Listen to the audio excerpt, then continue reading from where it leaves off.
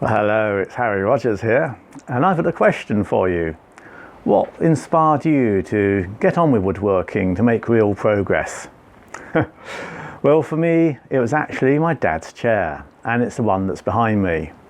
And in this film, I want to talk a little bit about the chair and why it actually inspired me. Also, I want to highlight some of the sort of benefits and advantages of green woodworking, and I'll show you some of the chairs that I've made to give you a good idea of what I'm on about. Let's have a look at the chair first of all. Well, this is my dad's chair, and on the face of it, it's just another standard Windsor chair. But actually, it's a rather nice example of a Windsor chair. It's a woodland-made Windsor chair, and I know that because it's all cleft. All the wood's been split out of the log. And if you look a bit more closely, things like the bow, it's a very, very slender, thin bow. And if you did that out of a machined piece of wood that you'd saw cut, there would be grain run out, and that bow would have cracked by now. It just wouldn't be strong enough. But the reason it can be made so slim is it's been cleft from a tree trunk. So you cut down the tree, and while the wood is green, you cleave out the bow shape it, and you'll have the grain, and you can see it on this example, it runs the whole way around the bow with no grain run out. So that's been hand cleft, and it makes it a lot stronger. Same with the spindles, they can be this thin because the wood's been cleft from a tree, and again the grain will run top to bottom. And it's a nicely finished chair. I mean, lots of little details, and this is really what captured me. As I got older, I began to see more and more little things about it, and I read about them. So the wedges on the seat are going in that direction, so that as they're hammered in, they don't force the seat grain apart. Looking at the legs, they're not round. I mean, they've been turned on a lathe, and they were round when they were turned, but they were turned green on a pole lathe.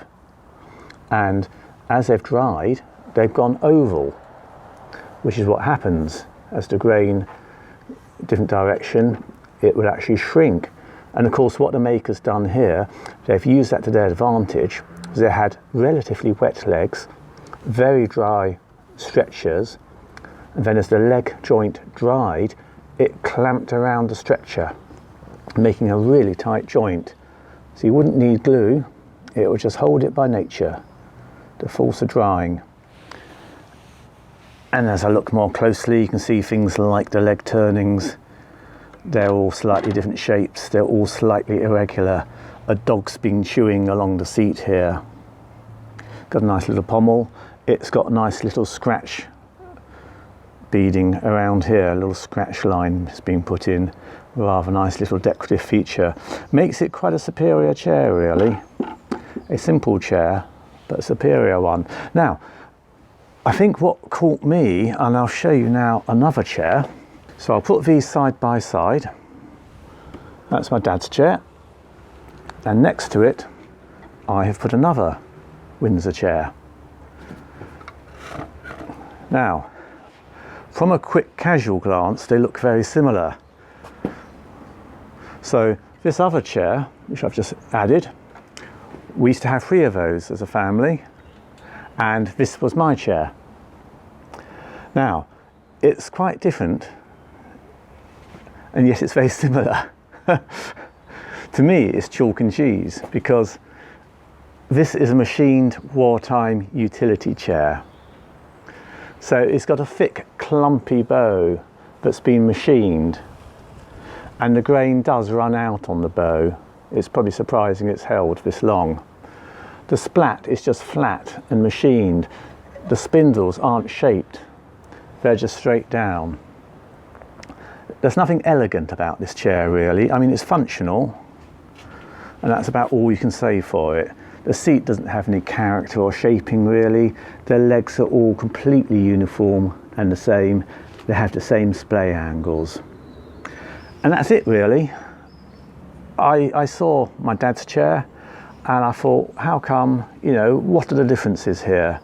And it's only by looking at them a bit more closely that it really inspired me to have a go at making a chair.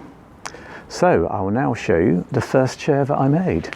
So here we have the first chair that I ever made.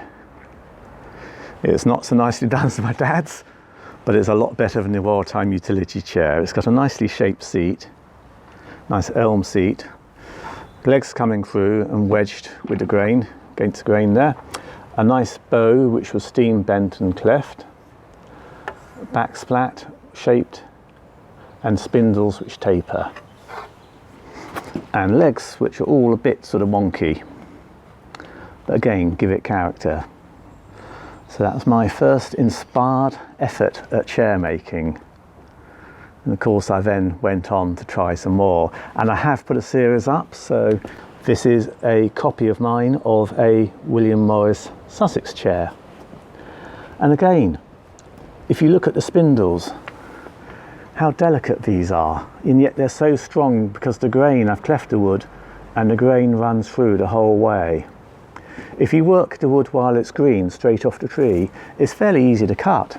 It's like the sort of difference between wet tissue paper and dry tissue paper. Wet tissue paper you can break easily, dry you can't. And of course I was able to put in personal details like back spindles here, which were from my sister's yew tree in her garden. But that's a chair directly from a tree, and the joints are incredibly strong because again I used relatively wet upright posts and then dry cross pieces going in, and as the posts dried they clamped firmly around the cross pieces, locking them in. And that's the beauty of green woodworking. No sawdust, cheap supply of literally firewood, and you can make really strong joints by using nature, and you can make things really delicate and light. I mean, this chair, I can literally lift it with my little pinky finger.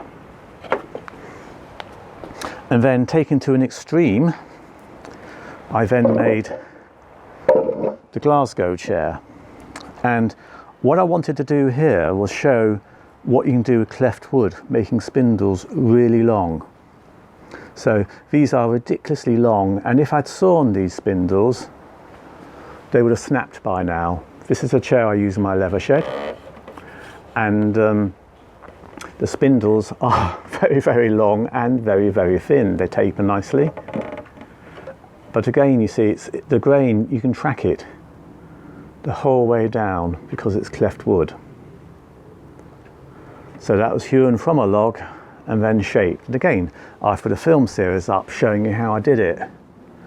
But really what I'm wanting to just say here, apart from letting you know what inspired me, it's to show you some of the advantages of green woodworking and how you can make beautiful light chairs and not have these rather clumpy, like the wartime utility chair.